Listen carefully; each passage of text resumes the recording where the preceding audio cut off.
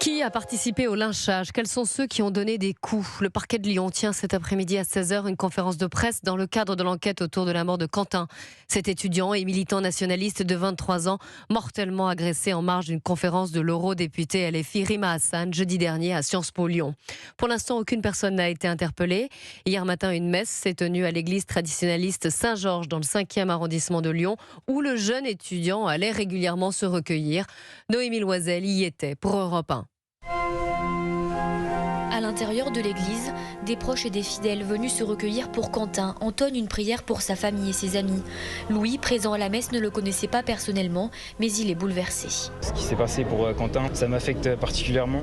Il était là, il était présent, il s'impliquait. C'était une bonne personne, d'après les témoignages de ses amis. Il faisait des maraudes, il aidait les plus démunis et pour de la politique, il se fait tuer. À la sortie de la messe, les fidèles préfèrent garder le silence par respect pour la famille. Mais la colère est bien présente, poursuit Louis, qui réclame que justice soit rendue. Il y a de la colère, mais elle est justifiée. Il ne faut pas qu'il y ait d'escalade de la violence. Et pour qu'il n'y ait pas d'escalade de la violence, l'État doit prendre ses responsabilités et interpeller les responsables. Un sentiment partagé aussi par ce père de famille.